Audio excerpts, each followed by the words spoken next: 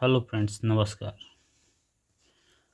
आज हम पढ़ने जा रहे हैं क्लास 10 का 4.3 विवेक्तर विधि से। आप लोगों को कल इसी पार्ट के वेरी इंपॉर्टेंट क्वेश्चन आपको इसी चैनल पे मिलेंगे, पूरे के पूरे जो पेपर में यहीं से आएंगे, ठीक है ना। देखिए पहला क्वेश्चन, समझिए इस विवेक्तर विधि से। डी बराबर B square minus 4ac equal 0। अगर डी का मान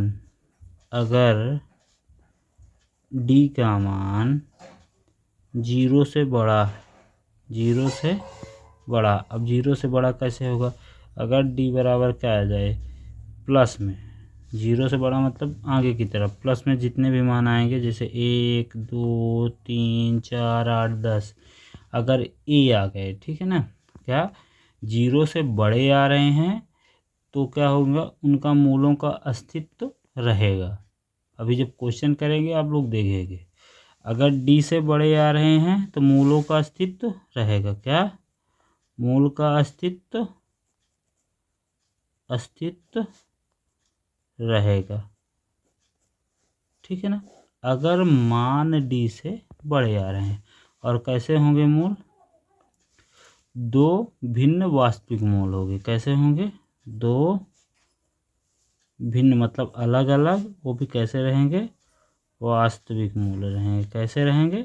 वास्तविक मूल रहेंगे। ये चीज़ आपको ध्यान देना मोस्ट इम्पोर्टेंट है। विकल्प में 1 नंबर का जरूर आता है ये चीज़, इसलिए आपको बताए दे रहे हैं। डी बराबर 0 है। डी मतलब जैसे हम बी स्क्वायर, डी बराबर क्या है? B square minus 4ac। तो ये क्या? बड़ा का चिन्ह है, ग्रेटर दैन का मतलब 0 से बड़ा मान। 0 से बड़ा मान 1 2 4 10 50 100 कुछ भी है, तो मूल उसका वास्तविक रहेगा और दो भिन्न भिन्न मूल्य रहेंगे, ठीक। दूसरा क्वेश्चन, अगर मूल डी बराबर 0 हो जाए, क्या हो जाए? डी बराबर 0 मतलब डी स्क्वायर माइनस बराबर बी स्क्वायर माइनस 4ac, और इधर 0, इसका भी मान 0 हो जाए और इसका मान ऑलरेडी 0 है। अगर दोनों मूल 0, तब भी मूल वास्तविक होगा और दो बराबर वास्तविक हो रहेंगे। क्या? मूल वास्तविक रहेगा, मूल का अस्तित्व रहेगा, ठीक। मूल का अस्तित्व रहेगा। और कैसे? जैसे यहाँ दो भिन्न भिन्न थे, यहाँ दो बराबर रहेंगे। क्या? दो बराबर मूल रहेंगे, दो बराबर वास्तविक मूल होंगे, दो बराबर वास्तविक मूल होंगे, दो बराबर वास्तविक मूल होंगे, ठीक। समझ में आ गया? अगर डी बराबर क्या आ जाए 0, यहाँ देखिए लिख रहे हैं डी बराबर 0 मतलब ये पूरा बी स्क्वायर माइनस 4ac अगर 0 आ जाएगा तो मूल तो का अस्तित्व तो रहेगा, और मूल कैसे रहेंगे? बराबर वास्तविक मूल रहेंगे। अगर डी बराबर ग्रेटर दैन 0 मतलब अगर डी, इसका मान 0 से छोटा, 0 से छोटा क्या होता है? ऋणात्मक आ जाए। कैसा आ जाए? ऋणात्मक आ जाए, ठीक है ना। कैसा आ जाए? माइनस में आ जाए, तो मूल कैसा रहेगा? उसका अस्तित्व नहीं रहेगा, मूल का अस्तित्व नहीं रहेगा, ठीक। और मूल भी वास्तविक नहीं होंगे, और मूल भी वास्तविक नहीं होंगे तो कोई भी हल नहीं निकलेगा, ठीक है ना। मूल का अस्तित्व नहीं होगा और नहीं होगा, और क्या बताया? कोई वास्तविक मूल नहीं होगा। क्या? कोई वास्तविक मूल नहीं होगा, ठीक है ना। कोई वास्तविक मूल नहीं होगा, ठीक। कोई वास्तविक मूल नहीं होगा, ठीक है ना। समझ गए? 1 नंबर 100% आएगा यहाँ से। आप लोग देखिएगा, वो यही पूछेगा, ऐसे दे देगा कि ax² plus bx plus c मूल वास्तविक कब होता है, दो भिन्न मूल कब होंगे, तो आपको ये वाला फार्मूला लिखना पड़ेगा। दो बराबर मूल कब होंगे, तो आपको ये वाला फार्मूला लिखना पड़ेगा। जब कोई मूल नहीं होगा तो आपको ये वाला फार्मूला लिखना पड़ेगा, ठीक है ना। आप लोगों को ये चीज़ का ध्यान देना पड़ेगा आपको, ठीक। क्वेश्चन से चलते हैं पहले नंबर के क्वेश्चन में। पहले नंबर का क्वेश्चन देखिए क्या लिखा है कि निम्न द्विघात समीकरणों के मूलों की प्रवृत्ति ज्ञात कीजिए। निम्न द्विघात समीकरणों के मूलों की प्रवृत्ति ज्ञात कीजिए। यदि मूल का अस्तित्व है, जब मूल का अस्तित्व रहेगा तभी ज्ञात करेंगे, अगर मूल का अस्तित्व नहीं है तो हम ज्ञात नहीं करेंगे। पहला सवाल अपना देख लेते हैं।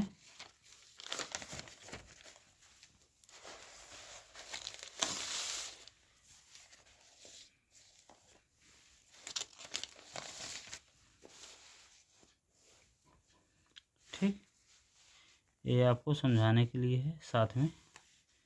अब देखिए पहला सवाल क्या है, 2x² minus 3x plus 5 equal 0। अब द्विघात समीकरण का व्यापक रूप क्या होता है, ax² plus bx plus c equal 0। तो आप देखेंगे a का मान कितना है, 2 है, b का मान कितना है, 3 है, c का मान कितना है, 4 है। तो एक बार लिख लीजिए, a बराबर 2, b बराबर -3, a बराबर 2, b बराबर -3 और c बराबर 5। c बराबर 5। a का मान कितना है, -2, b का मान कितना है, -3, c का मान कितना है, -5 है। ठीक, आप हम किस में फार्मूले में डी बराबर विवेक्तर विधि से डी बराबर क्या बताए थे, b² - 4ac। पहले मूल की प्रवृत्ति चेक करेंगे, डी बराबर -4ac इक्वल 0। ठीक है ना, डी का फार्मूला है।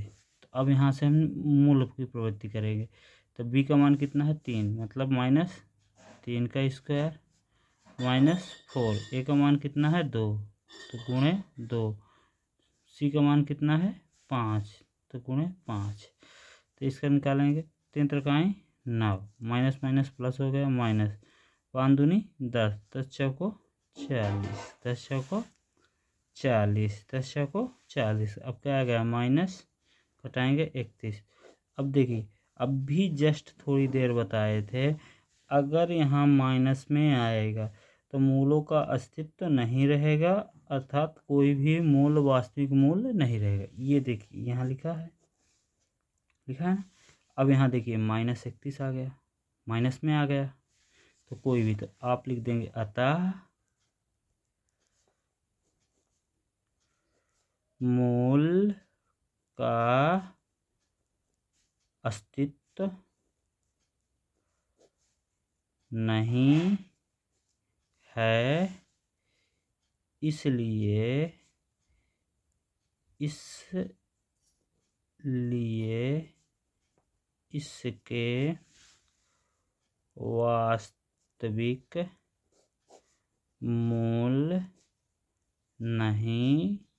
होंगे। ठीक, अतः मूल का अस्तित्व नहीं है, इसलिए इसके वास्तविक मूल नहीं होंगे। क्यों नहीं होंगे बताया था, अगर मान ऋणात्मक आएगा तो उसका मूल का अस्तित्व नहीं रहेगा और उसका कोई हल नहीं निकलेगा। ठीक है ना, समझ में आ गया। दूसरा सवाल देखते हैं। दूसरा सवाल क्या था, 3x² minus 4√3x plus 4 equal 0। ठीक, सेम वही निम्न द्विघात समीकरणों के मूलों की प्रवृत्ति। ठीक है, तो हम फिर वही द्विघात समीकरण व्यापक plus bx plus c equal 0। ए बराबर आप देखेंगे यहाँ 3 है, b बराबर 4√3 है, c बराबर 4 है। एक बार लिख लीजिए, a बराबर 3, b बराबर -4√3, c बराबर 4। देखिए चिन्ह के साथ लिखते हैं, माइनस है प्लस में तो कुछ, तो डी बराबर क्या होता है, डी बराबर b² - 4ac, डी बराबर b² - 4ac होता है। ठीक है ना, तो अब लिखेंगे b का मान कितना है, -4√3 का होल वर्ग -4, a का मान 3, सी का मान 4। ठीक, अब देखेंगे अगर माइनस है तो वर्ग करेंगे तो माइनस से माइनस कट गया, 4 का वर्ग 4 चौको 16, 1 3 बाहर आ जाएगा।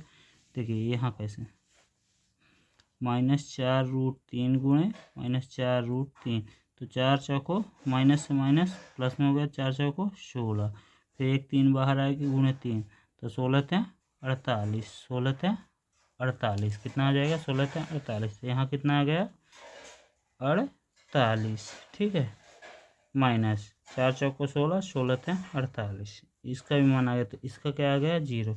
तो अब ये d बराबर क्या आ गया, अगर बोला था यहाँ पहले बताए थे अगर d बराबर 0 है तो मूलों का अस्तित्व होगा और हल भी होगा, अतः क्या लिखेंगे, मूलों का अस्तित्व है। अगर मूल का अस्तित्व है तो इसको हमको हल करना पड़ेगा। ठीक, अतः मूल का अस्तित्व है तो इसको, अगर 0 है तो है, अगर प्लस में आएगा तो मूलों का अस्तित्व रहेगा। अब इसको हल करेंगे, तो हल करेंगे तो कैसे करेंगे, द्विघात समीकरण से, तो द्विघात समीकरण से जब हल करेंगे तो आपको एक विवेक्तर सूत्र श्रीधारा रामाचार सूत्र भी है, तो क्या लिखते थे हम उसको, -b ± √4ac/2a, ये लिखते थे।